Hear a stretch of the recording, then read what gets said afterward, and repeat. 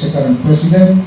orang kita All India Santal Sangha presiden, Janite Babu Tahekana, Dr. Bima Masana Tahekana, orang Kotra.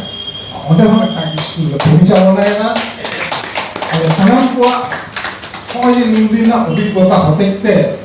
ini kita kau pun. Jatuh nak jatuh lebih kota bangta है, menkan am jadi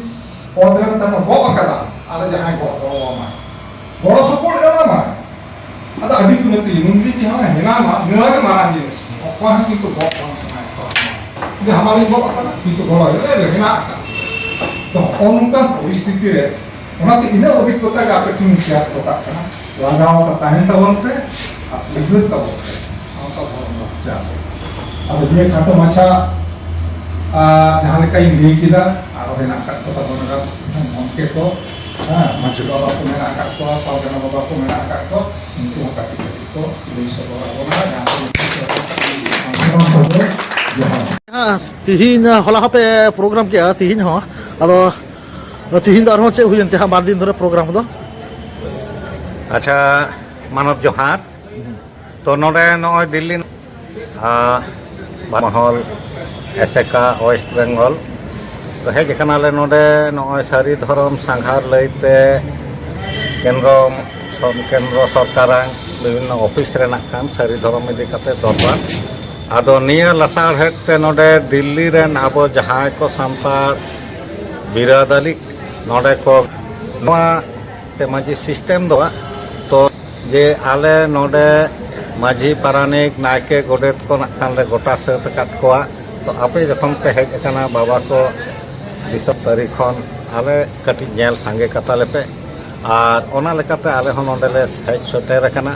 तो निया गे नोडे नाबो सांतार पिलचु बुढ़ी पिलचु हाराम बिरादली को जहाँ मेना को नॉय जे आबो सावतारना अरिचली को उयहर कदा अडिले सरहाव केट कोआ आ निया तलाते नॉय जे आबो सेरवा रेना जानाम खन बिहा बापला गुजु बुरु से बोंगा बुरु रेना से एने सेरेन लाय लाक्चार रेना से सावता रेना अरि को एमान ते चितान रेले रपोड़ेना आर नोडे नको मेटान दिल दाड़ेले एमात कोआ जे दिल्ली लेकान जायगा रे सारा भारत रेन सांतार जहाँ को सेटेर कान तबना जतो भितरी रे मेटन सगई दहय तबन पे आले ओनागे कटिंग ले सखी सभा हटो का मा जोहार अच्छा अच्छा गोंके नोडे हा आरो ओका को टोठा खरक पे सेटेर कना पे दो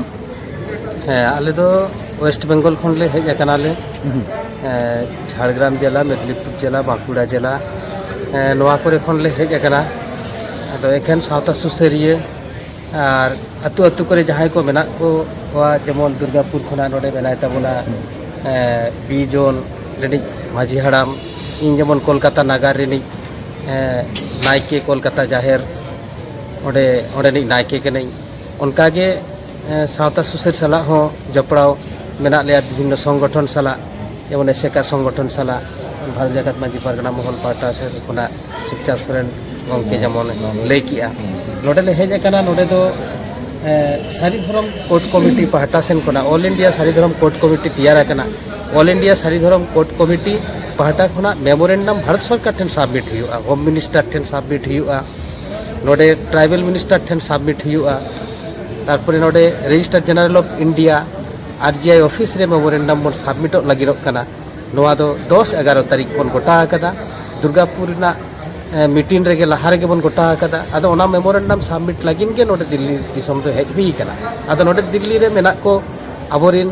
बिरादली को जहाँ दिल्ली रे चाकरी बाकरी लगिन को हेज कान तबन गिरेबासी कना को नोडन को सांताड़ हपन नुकु आको तला रे मिटांग दिल्ली दो मिटांग मरांग नगर दिल्ली दो मिटांग अतु लेका कते मोने कते नोडे मिटांग अतु मोड़े हड़ को बेरे रकाब अकदा अदो ओना रना तुपलु नोआ बार दिन भरिया ताहे कना होला आर तेहें ओना दुपुड़ुब रे उनकुआ दुपुड़ुब रे नोडे हको नेवता ले लिया नोडे आले ले साकी सभा के ताकुआ अडी रस्के रेना खबर जहाँ रे चाकरी बाकरी लगिन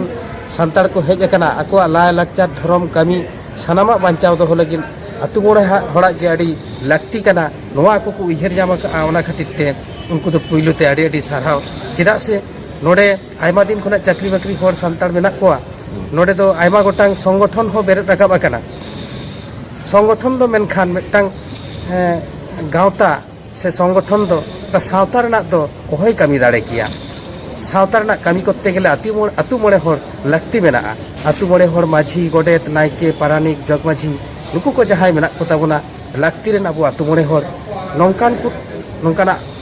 अतु मोड़े होड़ को बेरेट केट कोआ आदो नोडेनिक माझी हड़ाम श्यामापद हेम्ब्रम गंके उनी को छटियर के दिया उनिया तारी रेगे आरहों जग माझी शंकर कृष्ण मांडी सावते नायके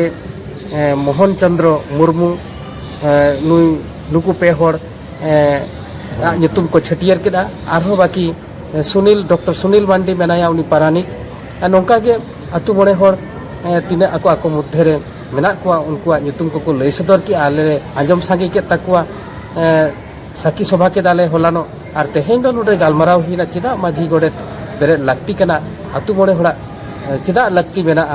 जानाम पोरे नोडे गिद्रे को जानामोक कना से दिल्ली दिसम खन अतु दिसम रे तीसेम चलाते ओना छटियर कमी रुवड़ छटियर ना कमी को होयर रुवड़ ना कमी को तीसेम तोरावा उनकाना अड़ी उटांग अनाट नेलोगोक कान ताहेन नोडे नेलोगोक कान ताहेन गजगुर लेन कान को नोडे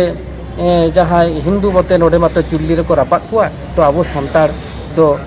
उनको दो रापाक कुआ को हाने कोई को दो दक्षिण सेन बहक काते कोई को दो पूर्व नाखा सेन बहक काते को रापागेत कुआ को सारा तैयार काते मेनखान आबो सान्ताड़ होपन तो बाड़ायाबन तो आबो बन गजगुर लेन खान गे दक्षिण नाखा सेन बहक काते को रापाक कुआ नोंकाना आड़ी गोटांग कमी को अनाट को नेलोगोक कान थाहेन आदो नोडे अकोय को कमिया को नोडे बेटा संगठन तो ओना मतो बाय कमी दाड़िया आर व्यक्तिगत भावते मिद बार होड़ गड़ो गपड़ो काते जुदियो अतुरेन अतु दिसम खना जहां को मेना को तबना जहां को बाड़ाया को ना कमी हरा को आको लेकाते को कमी का कोनता तो ना समाज लेका काते कमी तो बांग हुई कना तो आदो ओना कमी को नापाय सहित समाज रना कमी को साब रकाब खातिर ते नोडे तेहें अतु मोड़े होड़ माझी गोडेत को बेरे रकाब के को नोंकाना मिटटांग अडी दामान कमी तेहें तोरावेन तबना अडी रस्के बुझेब कना नोडे आले हो सेटर काते साकी सभा की आले मा एनखान सानाम को जोहार निये गे जोहार